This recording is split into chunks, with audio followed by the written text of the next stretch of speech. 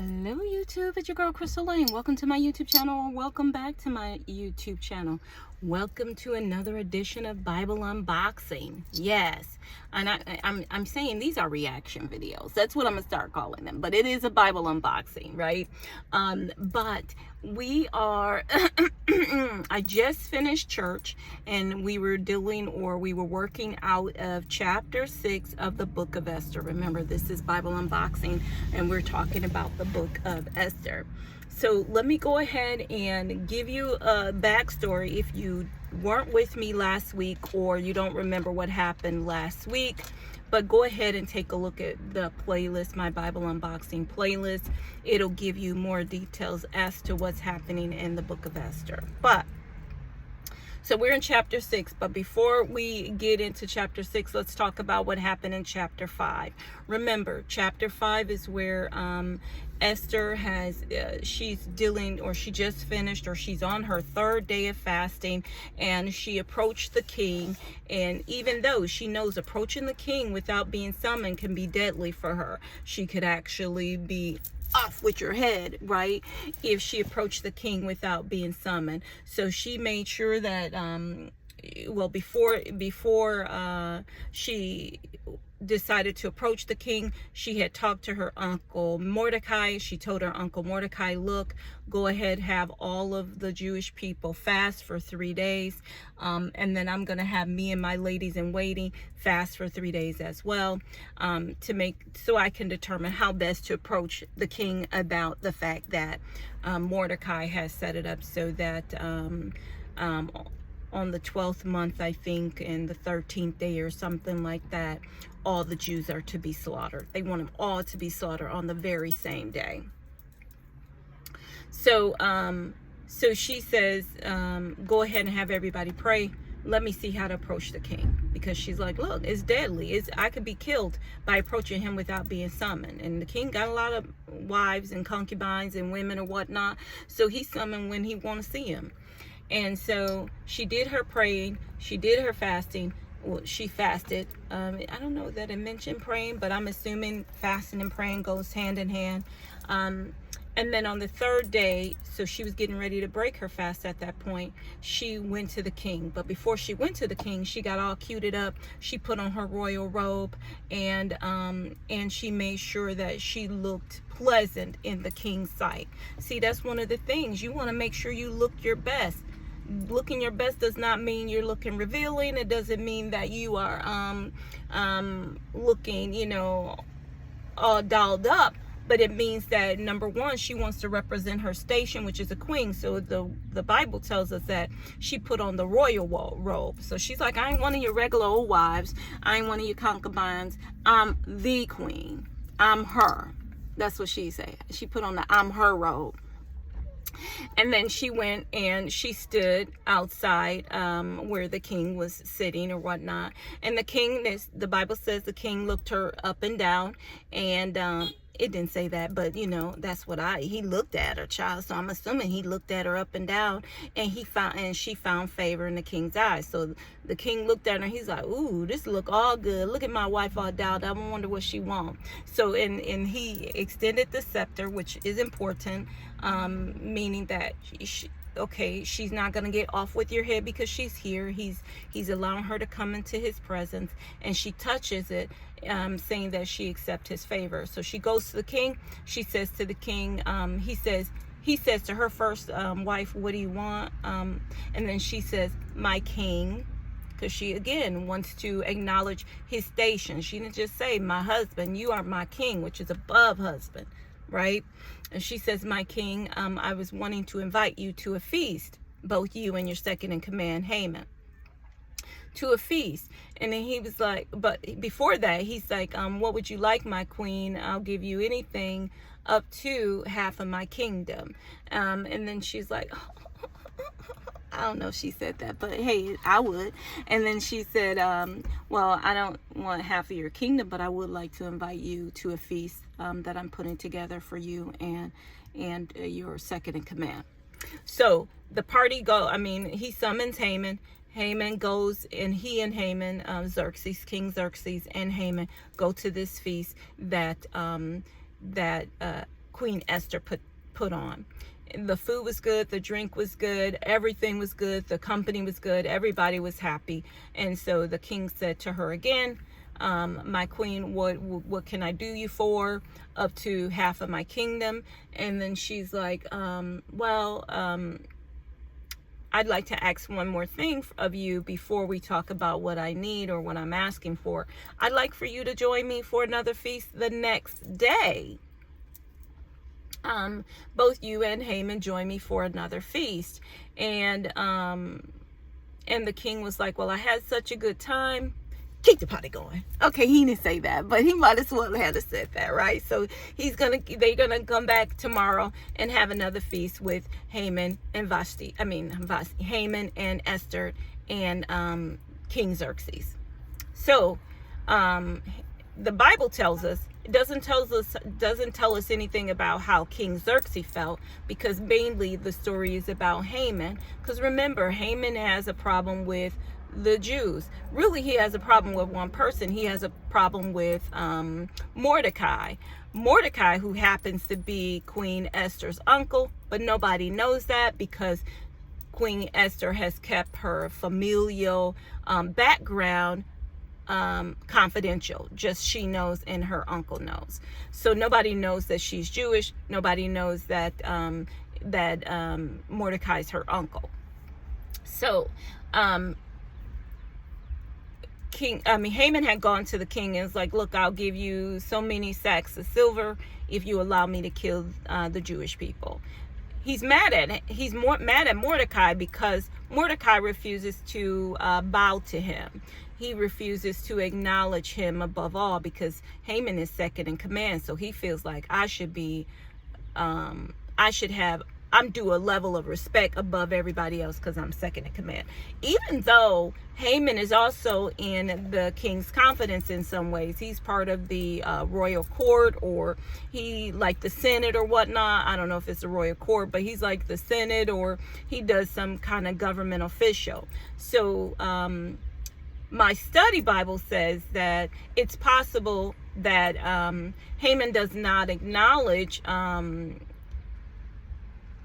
Mordecai does not acknowledge Haman above him. He feels like they're one and the same. Yeah, you're second in command, but we still are of service to the king. I don't need to be bowing to you. That's what my study Bible says. Anyway, so after the feast, Haman leaves. And he's on cloud 9. He's like, ooh, this was so much fun. It's great. He patted himself on the back. I'm in the king's confidence. Not just the king's confidence. I'm in the queen's confidence too. I'm in like Flynn. You know what I mean? And so he does all of that until he gets to the gate. So that's what they call when the officials or the leaders are, they call them at the royal gate. And that's where they do their business. So he gets to the royal gate, and guess who he sees right away? Mordecai. Now, mind you, everybody knows, because they put out this edict, and I had to go back and listen to this. I didn't realize that it was something that everybody knew. So the Jewish people even knew that they had put out this edict saying that, the 12th month of the 13th day, they're going to be killing all the Jews. It's out there. It's well known. And so he sees Mordecai at the royal gate, and Mordecai still doesn't defer to him. He still doesn't bow. Still doesn't stand, which is surprising to me.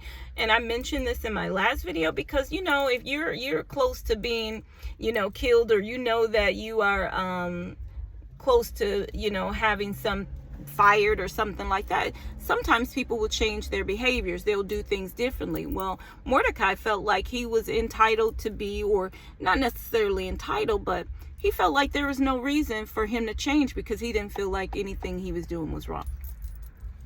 I don't know if it is or not. The king didn't say everybody had to turn around and bow to Haman. Haman just said that, right? So I don't know if it's wrong or right. But he didn't change after he found like, oh, we finna all die or whatnot. He did not change in the way in which he behaved. He continued to do what he deemed was right and move forward. So as soon as Haman sees Mordecai there, his whole countenance changed. Now he's up in an uproar. He's got an attitude and he's mad. So he doesn't go off on Mordecai. Haman doesn't go off on him at that point. He just simply goes home, and then he calls his people. He calls his homies, and he calls his wife. Zeresh, I think is her name. He calls her, and then he says, I got all this going on for me. I got a bunch of sons. I got a bunch of riches. I pulled myself up from the bootstrap. Now I'm the second in command. I got all of these positive things going on. I got more money than I can count. I got land. I got a beautiful wife, or 2 or 3 or 5. I got all these great things going on, but it means absolutely nothing if I have to keep looking at that Jew, Mordecai. That's what he say. You got all this stuff going on, and this one person, and I said this last week, makes you believe that none of that matters because this one person is still living. You got a problem. So, and then I'm in chapter 5, verse 14. So Haman's wife Zeresh and all his friends suggested, set up a sharpened pole that stands 70 feet high, 75 feet tall, and in the morning ask the king to impale Mordecai on it. When this is done, you can go on your merry way to the banquet with the king. This pleased Haman, so he ordered the pole to be set up. So now he's getting ready to go ahead and execute Mordecai so that he can stop looking at him, so that his everything can be right in his world. I will say, if this is the type of person that you are, or if you know people like this and they feel like, oh, I just need to get rid of this one person. This could be at work. This could be anywhere. 9 times out of 10, they get rid of that person, they'll find a new person, right? It's never going to be right with them, because really the problem isn't them. I mean, the problem isn't the person, it's them and the way they see the world. See, Haman believes that he has all of these great things going on for himself, and that means that people should honor and respect him. But you can't buy respect. You earn respect. And you can't make people respect you either. Either way, let's go on to number 6. Child, I'm always running late. So chapter 6. Now, where are we? Now we're talking about the king. Remember, I said chapter 5 didn't say what the king felt, and it still doesn't. So what's happening is now the king is in his bedchambers, right? And for whatever reason, the king cannot sleep. This is in chapter 5. So the king cannot sleep. He's in his bedchamber, and he's like, man, I can't sleep. He says, somebody read to me. Read to me. What did he say? He says, he couldn't sleep, so he ordered an attendant to bring the book of history of his reign so he could read to him. So this is the history of the king's reign. So he kind of wants to look, again, he's also a narcissist in my opinion. He don't want to hear the history of nobody else's reign. He wants to read the history of his own reign. So he says, bring me the book of the history of my reign. So he's reading the history of his reign, and he comes across the record in which Mordecai, which is King Esther's uncle, cousin, daddy, or whatnot, her guardian, is really her cousin, but he's like a dad to her, or an uncle, because he took her in when her family died, when her parents passed away. Both her parents died. So anyway, my glasses are broke, so ignore those. All right, so he reads it, and if early on in the first or second chapter, it referenced that Mordecai had warned the king of a plan in order to execute him, and this was a plan by 2 of the eunuch guards that manned the gate, I guess, and it was a plot to kill the king. So Mordecai had told the queen, at that time she was a queen, that there was a plan by these 2 individuals to kill the king, and then that prevented the attempt on the king's life. So he's reading that, and then he said, What reward or recognition did we ever give Mordecai for this? So that's what he asked the attendants, and the attendants was looking at each other, whatnot, and they was like, nothing has been done for him. And then the king says, who's in the king court right now? And it just so happens that Haman is in the king court. So the king says, summon Haman, because, okay, so Haman is there. Remember, Haman is there because now he's getting ready. He's already had this 75 feet gallows or whatnot built to impale Mordecai. So he's going to go to king and make sure that the king gives him permission to hang Mordecai and make it a big spectacle outside his own home is what he's going to do. So that's why he's outside the king's chambers or whatnot, waiting to talk to the king to get permission to do so. So the king asked the attendant, who's out in the court? And he's like, oh, well, Haman's here. And he was like, bring him in.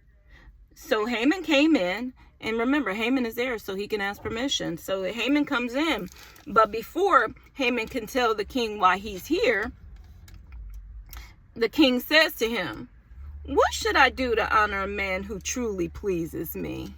That's how my New Living Translation Bible reads it. He says, what should I do to honor a man who truly pleases me? This is what he asked Haman. And Haman thought to himself, now, child, I tell you, these people are narcissistic. I don't know if narcissistic is the right word, but he definitely tooting his horn. He said, he's thinking to himself, or he might have said it out loud because it is in quotes. No, it says, Haman thought to himself, whom would the king wish to honor more than me? I'm his second in command. I'm the man. Who else is he looking to honor? So automatically he's thinking that this is a plan that the king has set for him. So he's going to tell the king what he'd like to see done. He's telling the king exactly because that's what he thinks the king is getting ready to do. So he's getting ready to tell him, this is what I want to have done for me. So Haman replies to the king, if the king wishes to honor someone, he should bring out one of the king's own royal robes, as well as a horse that the king himself has ridden, one with a royal emblem on his head. Let the robes and the horse be handed over to the king's most noble officials, and then let him see that the man whom the king wishes to honor is dressed in the king's robe and led through the city square on the king's horse. Have the official shout as they go, this is what the king does for someone he wishes to honor. So Haman is saying, this is what I think you should do. I think you should get a robe, which is your own personal robe, and you should get a horse, which is one of your own personal horse. So it's a royal horse with a royal seal on it. And I think you should enlist one of your officials, one of your top leaders. I think you should enlist them to go to that person and have that person drape this robe on this person in which you want to honor, and then get on this horse, royal horse, and then that official should trot that person around and saying out loud, this is what the king does for someone he wishes to honor. Now, keep in mind, you trotting them around the whole kingdom of the kings, right? It ain't a 1 minute affair. It is a vast affair. It is something that is going to be a big spectacle, because he wants everybody to see what the king does when he wants to honor somebody who pleases him. I think it's a great idea. Haman thought it was a wonderful idea, and the king thought it was a great idea too. Said, I think it's a great idea. Let's do that. So that's what the king says to Haman. I think it's a great idea. Let's do that. And then he says, quick, take the robes and my horse and do as you have said for Mordecai the Jew. Cha. Leave out nothing you have suggested. That's what he said. So Haman took the robes and put them on Mordecai, placed them on the king's own horse, and he led them through the city square, shouting, "This is what the king does for someone he wishes to honor." After Mordecai returned, right, to the palace gate, but Haman hurried home dejected and completely humiliated. I'm sure he was smoking. If you could see smoke visually coming out his head, you would see the smoke coming out his head. And so Haman summoned his wife again and his homies, and he said to his wife and all his friends, he told them what exactly happened. And then this is what his friends say. I hate friends like this. I hate friends. And I'm finna tell you what the word says, and then I'm finna tell you why I hate friends like this. So he goes to his homies, they call the advisors, and his wife. And then they said to him, "Since Mordecai, this man who has humiliated you, is of Jewish birth, you will never succeed in your plans against him. It will be fatal to continue to oppose him." While they were still talking, the king's eunuch arrived and quickly took Haman to the banquet Esther had prepared. I hate friends like that. You know, friends like that pump you up when they know you're doing wrong. See, I like being around good counsel. My friends got to be able to tell me the truth. If they feel that what I'm doing is folly, I want them to tell me that. And I need to be woman enough to accept that word from them. And that's why you need to put yourself or have yourself around wise counsel. So I do put myself around people who are going to tell me the truth. Now, he didn't talk to these people before, and they knew because he told them. Let me see. How did he say it? What did he say to them on the 5? He says, but all this is, he said, but this is all worth nothing as long as I see Mordecai, the Jew, just sitting there at the palace gate. So they knew he was Jewish. Look at my glasses, y'all. They knew he was Jewish. They knew he was one of them.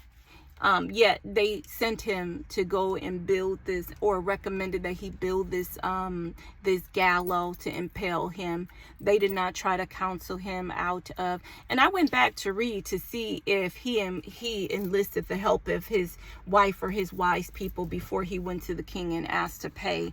I didn't see anything, but I only read a couple chapters. I think chapter 2 or 3 or something like that. I'll have to go back a little further, but I don't think he enlisted their help before he went to the king and asked to buy or pay the king off in order to kill all the Jewish people. But still, he went to them and asked them about impaling him, and at that time they should have said, I think this is folly, and I think you need to back all of that out. They didn't say that. Instead, they was like, oh, well, let me tell you what. Why don't you build this thing, then go to the king and tell the king, ask the king for permission to go ahead and kill him before you kill all the rest of the Jews. And then you go and have a good time at this dinner with the queen. The other thing I want to say, and we had Pastor Jason today who preached. He says divine delay. The other thing he wanted to point out is that sometimes there's a scripture, and I don't know where it is, but you can Google it and look it up, that says we should work as if we're working for the Lord. So when Mordecai went and told Vashti about the plan for these eunuchs, soldiers who had planned to or plotted to kill the king, he didn't do it with the expectation that he was going to be rewarded. I'm not sure, but I think he did get his position at that point, or maybe he was already in that position. I don't remember.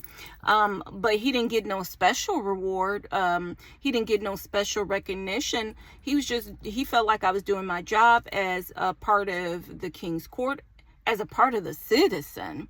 You're protecting your king either way, regardless of how you feel about them. So even if in our current political climate, if you hear of a plan to kill the president, regardless of who you voted for, it's our due diligence to make sure that that does not occur. Even if we don't agree with things that are taking place, assassination of our leaders should not be an option. That includes what happened yesterday with the people, lawmakers or whatnot in Minnesota. We should be diligent as if we are working for the Lord. God will work all those other things out. So that was one thing he wanted to point out. And at the right time, God did what God do. King Xerxes couldn't sleep. He know he vain. He wanted to go ahead and read his book of what he's done thus far, and lo and behold, here's this person who's basically saved his life that he did not reward, and so he wanted to go ahead and do that at this time. Then he talked about divine disruption. That is exactly what happened, because at this point, if this had not happened, it's likely that Haman would have came into the king's presence. He would have told the king what he had planned to do to Mordecai, and the king would have said, not a problem, do what you do. You done already paid me a bunch of silver in order to kill all the Jews. What's one being killed sooner rather than later? But instead, here he comes, and now the king is saying, oh, we need to honor this man. Go, clothe him in my robe, ride him around in my royal horse, and do all of these fabulous things. And then lastly, he said, divine distinction. And I don't remember, I didn't write any good notes for that. So I would say this, if you're planning something nefarious against somebody else, be ready for that to come back on you. And if you are doing what God has had you to do, if you're being faithful, because he talked about that, be faithful. Remember that you are not working for the Lord.